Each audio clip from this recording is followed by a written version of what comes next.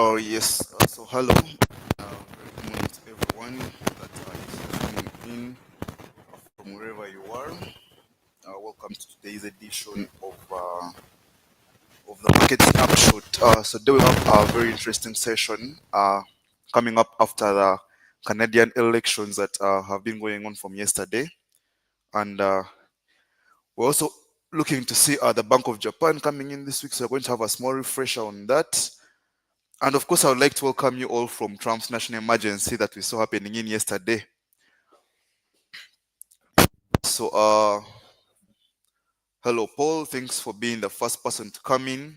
And yeah, let's kick off with the session. So, with me here, I do have an article, and we can see the headline says Trump reportedly said to ease auto tariffs while earnings are coming ahead. So, as we all know, we do have a major earnings coming in this week from some of the big tech companies and as well, of course, some of the automobiles as well. And as we have been going in the past 1 week or 2 weeks, we have seen Trump has been trying to come in to get deals, and we're anticipating a bit of easing on some of the tariffs. And for most of you who have been able to see the corrections on gold, of course, we have seen the correction on gold showing you that maybe the investment platforms that has been scared by tariffs not as bad as it has been, and people are expecting to see more easings and coming in with more deals coming onto that table.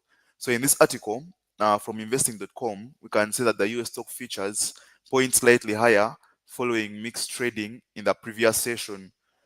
With a bevy of corporate earnings and economic data in focus, the US President Donald Trump is set to soften his tariffs on automakers. According to the Wall Street Journal, gold prices inch down as investors eye a possible easing in the White House approach to aggressive tariff agendas.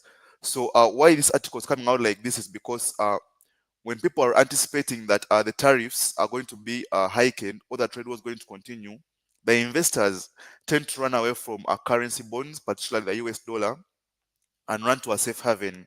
So we were able to see that gold was creating new all-time highs, while the tariff trade war between China and America was continuously going on. Now, in this case, they are telling you that because people are signaling from what they have been hearing coming in from the White House, even the Secretary Scott Bessent, they're anticipating that Trump is moving towards softening uh, the tariffs that he has put on some industries, especially the automobiles in this case, as we are seeing. And we have seen the stock market was able to pick up yesterday, and we did see our S&P was able to make a full correction on the sell-off that we saw coming in due to the tariffs. So that's one of the articles I wanted to look at. And when you come down here from the Wall Street Journal, they come ahead and tell you that Trump is tipped to partially ease the effect of his tariffs on autos, blocking duties on cars made overseas from stacking on top of broader levies he has imposed. According to the Wall Street Journal, citing people familiar with the matter, the journal added that some tariffs on foreign parts used to manufacture cars in the US will be relaxed as well. So this, of course, is to be able to reduce the cost of some of these automobiles in the US, because of course many of these steel and aluminium parts are imported from other countries. So of course, if it taxes those countries, that means the price on those things when they're coming to manufacture the cars in the US becomes high, in, then leading to a higher price on those cars. And that's why he would look to ease tariffs on some of those parts. Then now here you can go ahead and say Trump is anticipated to unveil the changes prior to the rally outside of Detroit, Michigan on Tuesday, the paper said. Analysts at Vital Knowledge flagged that the recent media reports have already suggested what the White House is considering altering its approach to auto tariffs, but they say the car industry will still face relatively elevated tariffs even after the moves come into effect. So they are showing that as much as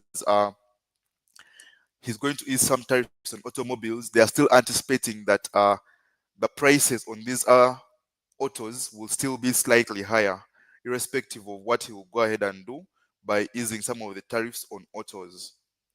So in scenarios like this, we want to see if at all Trump goes ahead today before his Michigan meeting and is able to cut down on those tariffs, I won't expect a very good stock market. We're going to some of those good stock indices bouncing back, and definitely we shall see a correction move on gold. So the correction will be to the downside because we have been trending to the upside for a longer time. So right now, all the moves we are into the downside are more of corrections in the time being. So as we all know, it's earnings week as well, and some major companies that affect some major stock indices. And here they can tell us apart from the week that we'll see 180 S&P 500 components report quarterly results.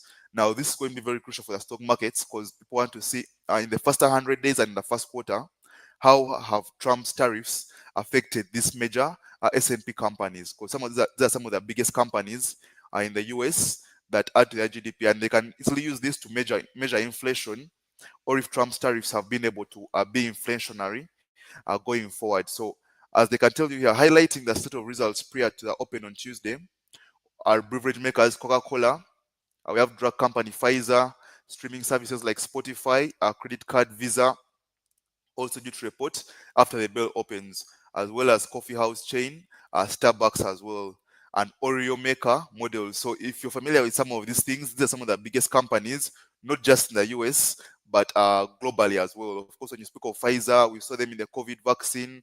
When you speak of Coca-Cola, I believe we are people who take beverages. We all know about Coca-Cola as well. Spotify are one of the biggest music streaming services in the world. Credit card providers, Visa, we all are those of us that use banks, of course, we all know that. And of course, Starbucks being one of the biggest coffee outlets for takeaway in the US as well and other countries. Then now, at one of the biggest focuses of the day is going to be the JOLTS consumer confidence. Now, along with earnings, the economic calendar is full of potentially consequential figures, which analysts say could provide early insights into the impact of Trump's trade plans. The highlight agenda will be the JOLTS, the job openings, and labor turnover survey, a closely monitored gauge of job demand in the US. The numbers will serve as a precursor to the all important monthly non farm payrolls that are coming in on Friday. So JOLTS are a very, very big and very crucial, important part of data that you can easily use to anticipate what NFP will look like or what the unemployment scope in the US uh, is looking like. So any sharp fall in the jobs data could trigger another leg lower in the dollar. So that means if there are less jobs created in the previous month, that means the employment sector, the labor market is weakening and could be very, very bad for the dollar as well. So on the view that tariff uncertainty will drive unemployment higher, analysts at the ING say in a note to clients that job data also seems key for Federal Reserve, where board member Christopher Waller has said that the central bank could cut earlier and more deeply if unemployment rises sharply. So, as much as Trump has been calling for rate cuts, this guy Waller actually told you that if unemployment worsens, or we see a sharp decline in unemployment, then they could go ahead and cut rates that Trump has been calling for, and he has gone ahead to clash with Powell on this very same issue. So, our last article we're going to read before we go to a bit of the Canada update, then technical analysis, is going to be this gold price slipped on Tuesday after the Wall Street Journal reported that Trump administration is planning to ease the impact on auto tariffs. So as I told you earlier, that of course when people feel there's a escalation towards the Trump tariffs or the trade war, investors now are able to invest back in the dollar. So that means that they cash their money out of the safe haven and they run it into other currencies. So as we can see here, when this announcement was made on today's open, we can see that gold actually pushed lower because now they are trying to reinvest in the bond market or in the currency market as well, because Trump is looking to ease.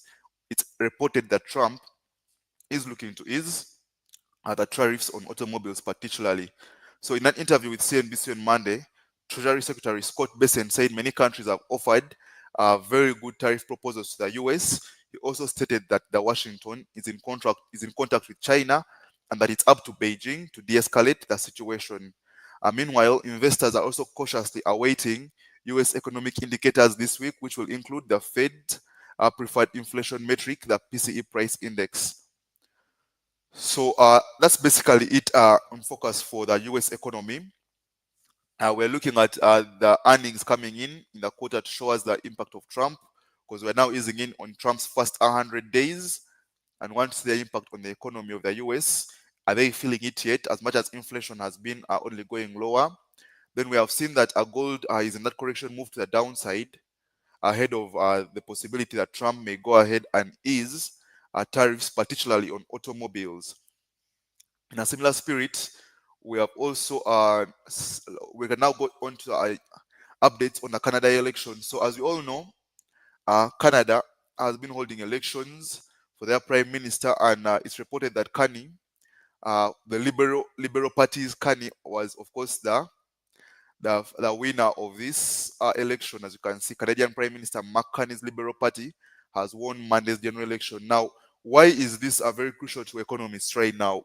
All through Carney's campaign, and just for context, Carney was then took over uh, after the previous prime minister actually stepped down. He handed over the mantle to Mark Carney. And Carney has been so evident and so vocal in wanting to fight America or fighting Trump on his tariffs. Now, what this means that if Carney goes ahead to go into a trade war with the US as well, we are going to look for similar moves we have been seeing in terms of the trade war with China. We're looking at gold moving the all-time highs, and in this case, we may see both the Canadian dollar and the US dollar taking a hit on both sides in case we go into this major thing. So, I want to see what he's looking at to achieve in his first month in office. Well, of course, when he goes ahead to make an announcement after his victory speech, of course, and want to see what is cooking in terms of the American-Canada trade relations, because they'll be very, very crucial when it comes to people who trade the Canadian dollar, the US dollar, and oil particularly. Oil is going to be very, very crucial. Then as well, why this is going to be very important, but China in the past has been having very good trade relations with Canada. So with the ongoing trade war with China and the US, Carney is most likely going to offer, or it's anticipated that Carney can easily offer China other trade deals, and China may as well go ahead to prolong the trade war with America because they would have an ally in Canada or in Mark Carney, who's Canada's new prime minister. Other than that, coming down to some of the major events that you can look at, let's go ahead and look at our Forex calendar. So it's a busy week, as we all know. We're going to have the NFP of May coming in this Friday. The non-farm payrolls come out on Friday, May 2nd. But as of today, we know it's a Japanese bank holiday, so don't expect much movement from that side. And the dollar or the US dollar, as we have seen, we expect that JOLTS job openings that will be coming in at 5 p.m. East African time. Tomorrow, of course, we shall be seeing the Australian RCPI, and it's forecasted to go at 0.8%, which is an increase from the previous 0.2%. So for those of you who will be up in that Asian session, you can take a swing on the Australian CPI. We shall be having, let's see, ADP non-farm payrolls or unemployment change. These are another major key factors for some of us who are looking to focus on the NFP upcoming data. So one of the tricks I can give you on this is that when it comes to NFP, the final NFP, there are some key events they're usually for that you want to look at to be able to price in or to be able to trade the NFP. So we want to look at the JOLTS job openings. As you can see, they will be coming out today. We want to look at the ADP non-farm employment change. Then we want to look at the unemployment claims as well. Then we shall look at the non-farm payroll forecast. So these four factors, when you look at them and you look for a fair balance, if they're all looking positive, you can expect a positive employment data coming in for the US. If they are negative, you expect negative unemployment data. So you just look for a fair balance within those four news events. They come in prior to the actual unemployment data figure, because they are there to give you some kind of forward guidance. So besides that, we're going to have the Bank of Japan policy rate that will come in on Thursday, and it's going to be very, very important right now to see what the Japanese yen is looking at. We have been seeing, we saw some strength in the Japanese yen at the beginning of the month, but we have seen a correction on the Japanese yen coming in towards the last week or towards this Bank of Japan policy rate reading. So we'll be looking to see that. So today we just have one major news event that will be coming through. So from the news and the article side, that's what we have had. So let us just go ahead and let's just go ahead and try to see if we can go into the charts and do some bit of technical analysis. So I'm going to just try and share the screen with this. so it can get to our charts in a bit. So let's just get this.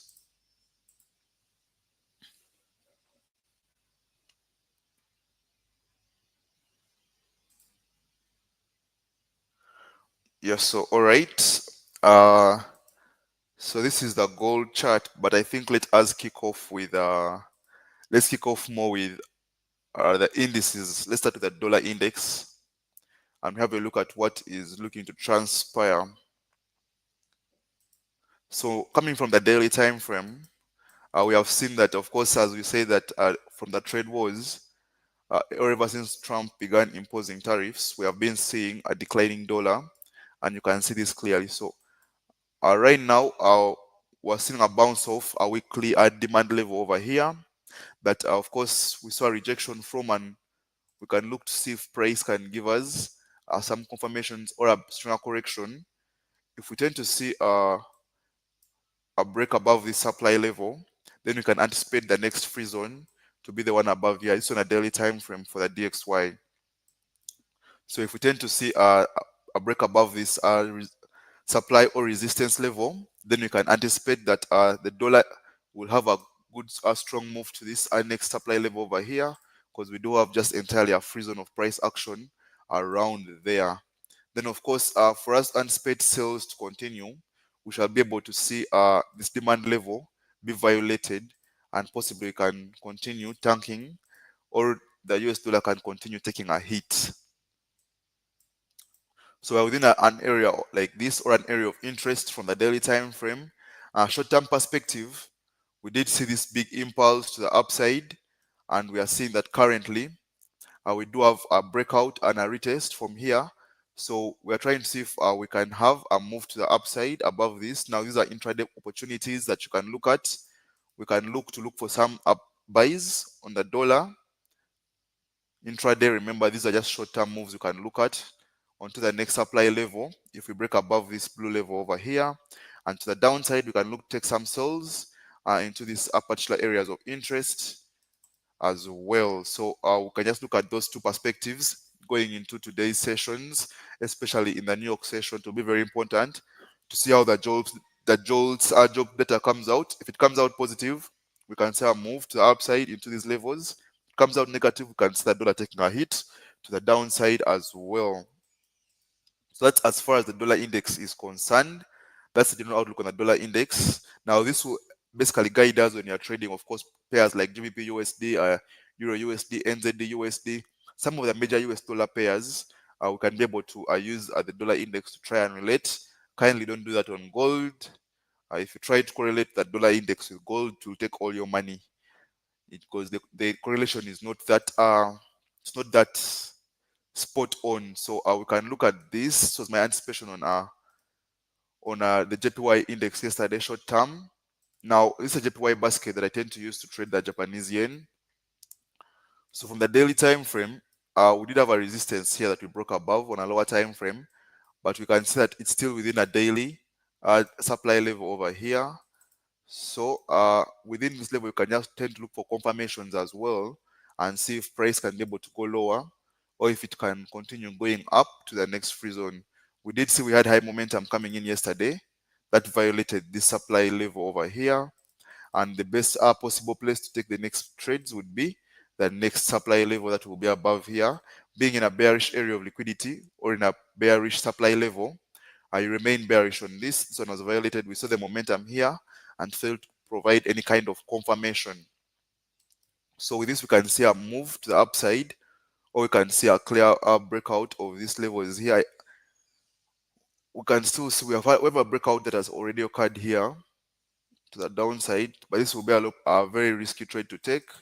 So we can just have a kind of support level that can align with these levels, and we can look for sales possibly below these levels. Here we can see it move to this supply level and sell to the downside. So it's a Japanese basket, and you can use it trade pairs like GP, JPY, just to correlate, not take entirely informed decisions. You just correlate based on the direction it's pushing you to. Besides that, let's look at some pairs. We can kick off with, let's look at the NASDAQ or the US 100 and try to anticipate what can possibly happen. So we have seen a very good correction on these stock indexes as well. ever since Trump began easing a bit on the tariffs on some of these major companies, chip makers and such kinds of people.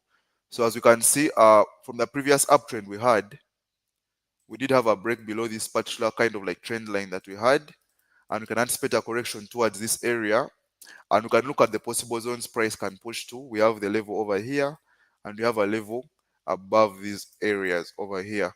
So that's on a weekly time frame. So on the daily time frame, we can tend to refine these levels to this supply level, and then we can refine this to the major level above there. So you can tend to look for some correction moves further upwards into these levels before we tend to look for a decision to the downside. So looking at this on the 4-hour time frame, we can see we have a 4-hour supply level we are currently in that can tend to give us some kind of correction move to the downside, but this may not be long term. If we tend to see that, we can see price coming back to the next free zone, which will be this, whereby we can wait and see if it can formulate buying conditions or selling conditions. In the meantime, we have these two levels over here that we can be able to refine price to as well. So this is the extreme supply level, and this is the current supply level we are having that we can be able to look for to take intraday trade. So we can see a correction from these levels and probably a buy up in the New York session to try and target the next high or the next supply level, because in the short term right now we are actually bullish on this pair. We can see the bullish structures being formed, higher highs and higher lows, trying to target those supply levels right above. Then looking at US 30,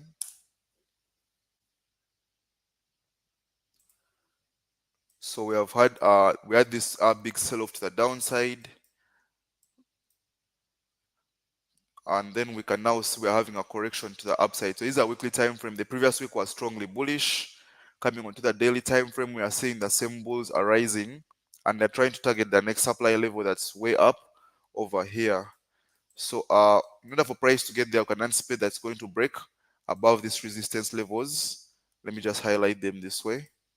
We can anticipate to see a break above those resistance levels. In the meantime, we are going to look for supporting reasons towards why price may possibly get to those supply levels as well.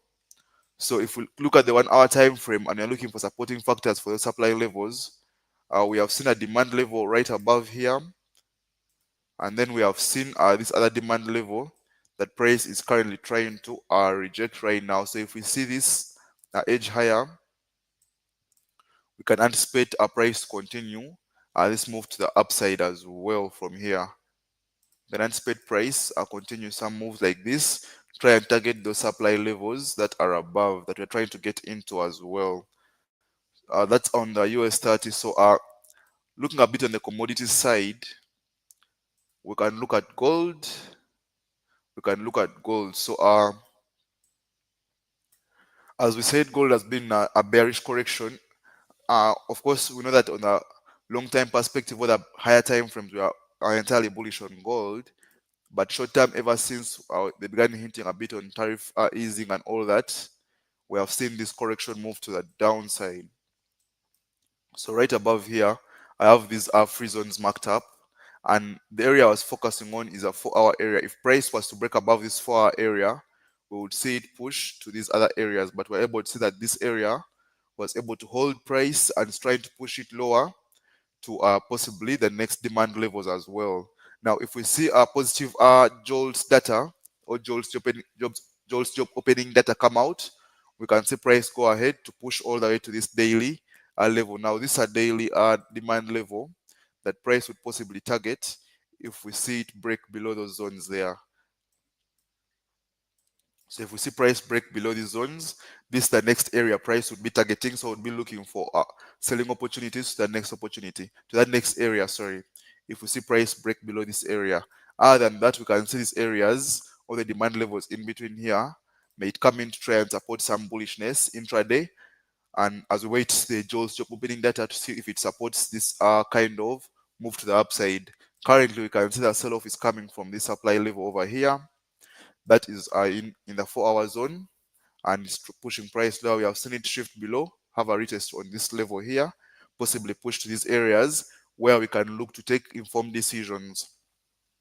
By informed decisions, I mean we can look for confirmations in those areas, not just to trade entirely blindly in those particular levels.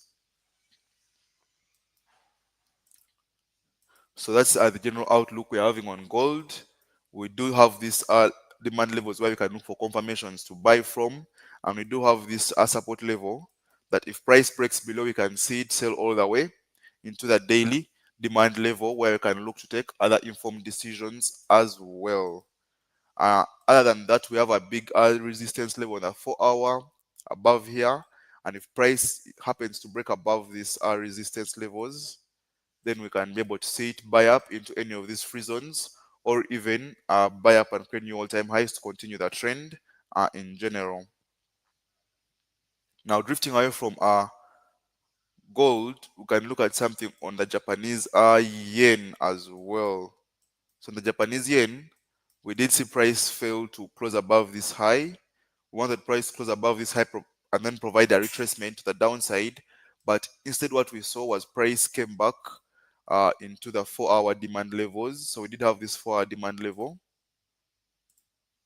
over here that has been a strong up support for price or a strong pillar of price. So even on the Japanese yen, we are trying to see a correction to the upside. Remember, as I mentioned earlier in our fundamental overviews, at the beginning of the month, we did see the Japanese yen being a bit strong, but of late, we have been able to see this correction coming to the upside. And the general target for this correction move would be this supply level over here that we would see price trying to target. So if price is trying to target this, on the lower time frame, we tend to look for demand levels that could easily support price to go all the way to that area. So currently, we see price is bouncing off this demand level here, and we are trying to target these resistance levels here so that we can take them out and we see price push all the way to the demand levels that we're targeting on the daily time frame. Coming on way lower time frames on this, we have been able to see kind of like a shift from these areas here. Then we are seeing a retracement to the downside. So what we generally want to see is price come all the way to the supply level over here and possibly violate it. Then you can have a retracement down to the downside. Sorry. If price happens to break above this area here, you can start retracement to these levels and a push to the upside. In the meantime, we can still see price try to come and consume to the extreme levels. If it eventually gets enough liquidity or momentum to come and violate these areas, then we can see price come to the next level that will be the one right below this area. And as you can see, it's a fresh level or a fresh demand level that's entirely unmitigated. So in that scenario, we can see that this can look like a liquidity build up. It can look like a sell side liquidity build up. So you can either look for price to wash it out and then respect these demand levels, possibly come to this head and shoulder area, or what we call a Quasimodo level. Then you can see it buy up. Consequently, don't negate the fact that price can easily pick up momentum and push above this area. Then you can say a retest, try and push and continue or maintain those bulls as well, all those bullish moves to the upside. So on GPJPY, this is a general perspective we can look at. We have these two options. Price either to come and violate this area, then push the upside, or price will come and sweep out all this sell side liquidity into these demand levels or the head and shoulder area, then buy to the upside and continue the correction move to the upside. Because on the daily time frame, we are bullish for the moment because we are in a correction move. Now that's as far as GPJPY is concerned. So just sticking with another JPY currency right now, as you can see, we have the CAD JPY as well from this side, and coming from the daily time frame. So we have been having this move to the downside. As you've seen, price has been forming lower lows and lower highs, and in the current moment, as we say that the JPY was strong, but now it happens to be in a correction move. We have seen that from last week we had about 3 days to the upside and one bearish day. Yesterday closed bearish as well on CAD JPY, and this basically because I think of the elections that came in from the Japanese side, from the Canadian side as well. But we can see that we were able to come into this demand level in the 4 hour, and we can see that area push price all the way to this possible target area, And if price fails to pick up enough liquidity to maintain this area as well, we can see those bullish correction continue and take out those highs. So we can look for those moves to the upside coming from this demand level. On a lower time frame, we can possibly see price either breakout retest or continue these moves, and our target will be this next area where you can have probably your first take profit, or it will be your predominant target as well. So you can see price push all the way to this area and consequently take out all this liquidity build up to the upside, or take out all those highs, or you would call them buy side liquidity as well. So you could position yourself to look for those areas or those moves coming in from this area of interest. Sorry.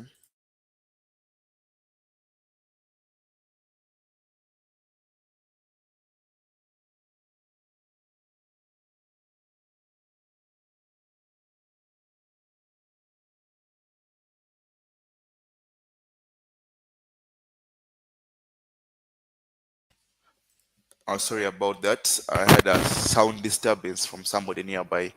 So as I was saying, we can try to look and see if this demand level can go ahead to push price either to this target, and we can look for if we can see a sell kind of structure coming in. But in turn, you can expect a retracement from here and probably push price, take out these highs, and see if the Japanese yen correction continues as well. So on the other hand, one of the pairs we can look at again will be US oil or West Texas Industries. So let's just have this from FXCM. So this is a US oil pair coming in from the daily time frame. So we have been seeing the US oil pair had a very big sell-off. Of course, starting the month after Trump's Liberation Day, tariff taxes coming in. We saw this aggressive push to the downside, and then we have been able to see a correction coming in that looks to might have ended, and we can see that it drifted towards these levels, didn't quite get to the level well, but was able to push all the way to the downside, and we have seen the correction that looks like it has ended, but we can't confirm about the end of the correction as well, but we're going to look for opportunities still to the downside as well. So what we can see that price having ended that correction has been creating lower lows and lower highs, and currently we are on a sell-off coming from this supply level as well. So we can look at obstacles that can give us a correction to the upside. Looking at the 4-hour time frame, we can see we are in a demand level as well on a 4H. So this demand level can easily act as an obstacle or an area that can give us a possible retracement to the upside as well. So you can see it's currently rejecting. So you can expect to see one of two things. Actually, we can see a correction to this next supply level that is marked over here. Then price can go ahead to take out these levels. Or we can as well see if this area give you a confirmation for sales, we can go ahead and see a correction all the way to the next or extreme supply level to continue the move to the downside, because currently we have been able to shift bearish. That will align with the long-term trend we have been seeing on US oil. And at the same time, we all know Trump has been calling for lower prices and more drilling on oil as well. So we can have those perspectives as well, and you can still see have a liquidity build up that price can push out as well on US oil. So we're looking at these perspectives in the meantime on US oil. Then looking at some currencies, we can look at GBP USD as well on this scenario. So with a pound, we were able to see a push above these areas and break above this resistance. What happens when you break above these resistance areas is we expect a retracement into these key levels that can in turn push price to the upside. So look at the daily time frame. We do have a demand level that's all the way down here. And when you come to the 4-hour, we do have a free zone as well that's there. So you can look for retracements into these levels where we can look to continue these bulls on GPUSD. Remember, whenever we're having uncertainties in the market, or when Trump tends to ease on taxes, what happens is that investors take their money out of gold, then they put it in this currency. So you're seeing gold in a correction, basically because investors, having heard that Trump is looking to ease some of the tariffs, they took their money out of gold and are investing more in currency indexes. So we can see one of the two things happening. If price goes ahead to break out of here, then it can give us a retracement from here to continue the bulls, especially if Trump goes ahead to announce the easing on some tariffs. And in focus, we are having the auto industry, or the manufacturing of vehicle industry, because many parts are being imported from other countries that are facing tariffs at the meantime. So you can see one of those two perspectives.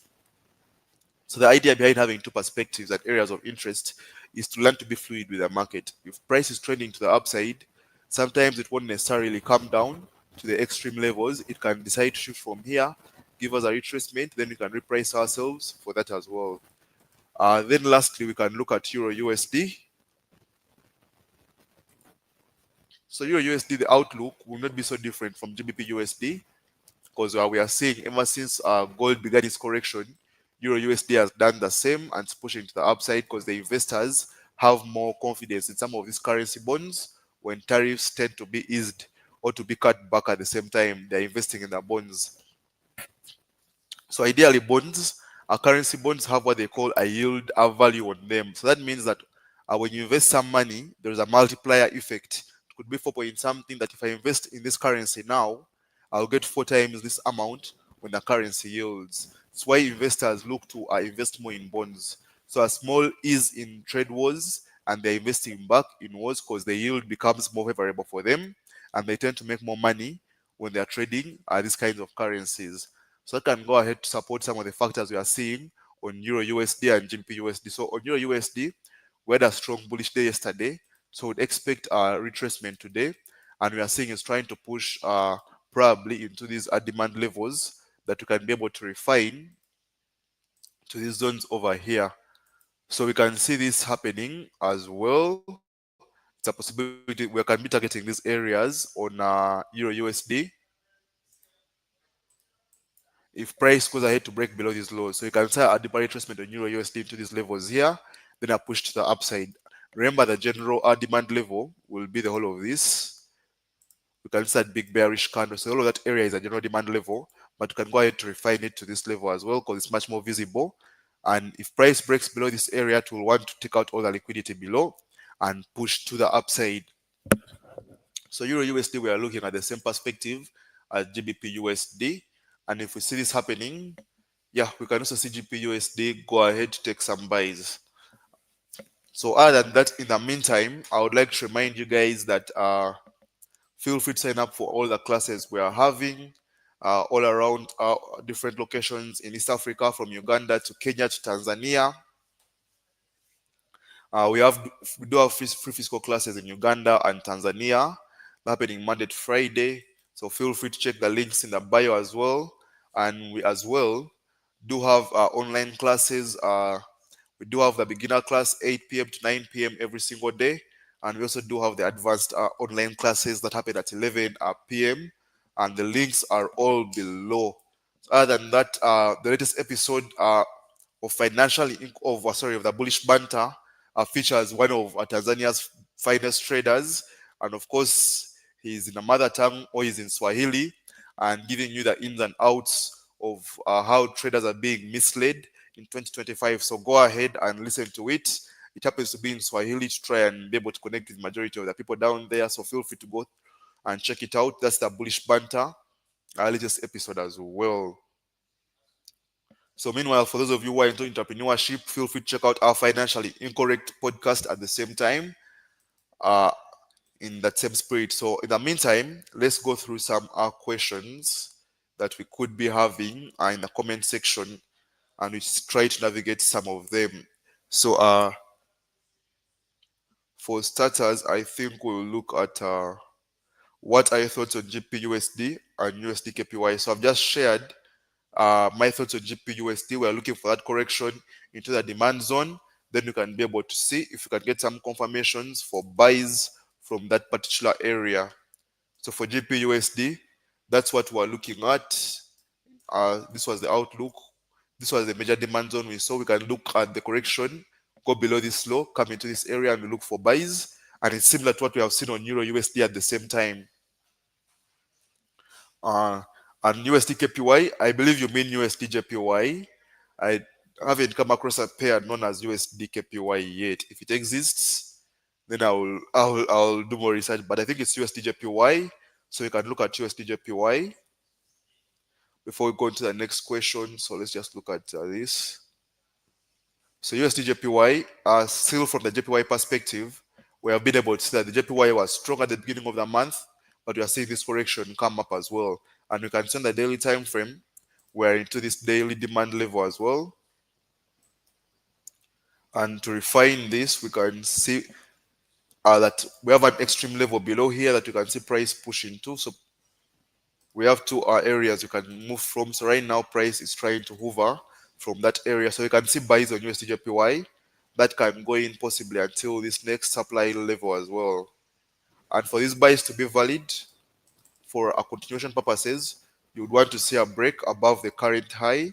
That is this resistance level formed. So we have a break from there, retest. We can push all the way to that supply level. Morning thoughts on CAD JPY, EJ, UJ. We covered CAD JPY. We have just covered UJ or USD JPY.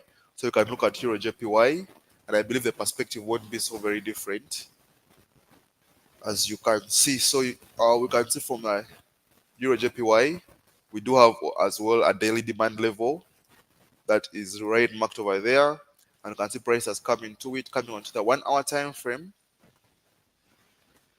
Price has currently been hovering up from a 1 hour demand level that you can see over here as well. So you can see we do have some kind of breakout here as well, and we can see that this breakout, hopefully, we don't have a good candlestick closure above, but if we get one, we can see price continue to the next supply level that will be right above that area. So you can be able to see price push from here to this next level, definitely, and see what to do from Euro JPY. Since Korea has joined Ukraine, don't you think gold could go to hit the 4,000 level? And also a lot of uncertainties are happening. Yes, true, uncertainties are happening, but Korea, on the global economic market, Korea has already been a closed economy for the longest period of time. So we wouldn't expect to see Korea joining Ukraine have any significance on the market or on gold particularly. But what could have significance on gold are the trade talks, are the negotiations that Trump is having between Ukraine and Russia. Because after his Vatican meeting with Zelensky, he said it was very positive, but he also mentioned that he's having difficulties that this point not coming to agree terms. That is something that could possibly go ahead to affect gold. But just to throw you back on gold in the previous weeks, the reason we have been seeing new all-time highs on gold has had nothing to do with the Ukraine and Russia war at the moment. It has been entirely rotating around the trade war between America and China and Trump's tariff in general. So if we see a re-escalation, right now we are in a de-escalation. That means it's cooling down. But if we see it pick up again, then we are possibly going to see gold go to the 4,000 levels. If they become that intense as they were before. But right now we're in a de-escalation and we are seeing gold making a correction at the same time. So yeah, and those of you that listen to our fundamental news alert, Scott Bessent told you that one of Trump's tariffs, one of Trump's strategies was a strategic uncertainty. He creates uncertainty strategically to be able to probably stimulate the market. So other than that, I would like to shout out to everyone who has been able to come through today. I wish you all the best in this trading day and in the JOLTS job openings. Feel free to check out on all our social media platforms, follow us, and follow all our material we have for you. And if you're a beginner trader, I would like to just remind you that on the FX Pesa YouTube channel, let me just get on a page here, and such you can be able to see a variety of content that we have for you guys that can be beneficial to you from podcasts. But feel free to go to our channel and check out the Novice to Pro. For the beginners, we also have other playlists that have a lot of strategies for different kinds of traders at different levels at the same time. So feel free to go to our FX Pesa channel. Let me just share this shortly.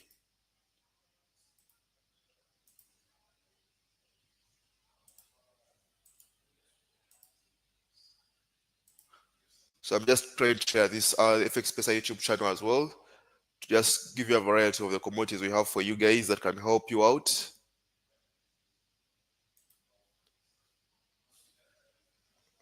All right, so there you go. So on our FX Pesa YouTube channel, we do have a variety of commodities for you, from podcasts that can help you if you're dealing with certain issues. You can get insights from professional traders who have experienced the same, and professional tips. And as I told you earlier,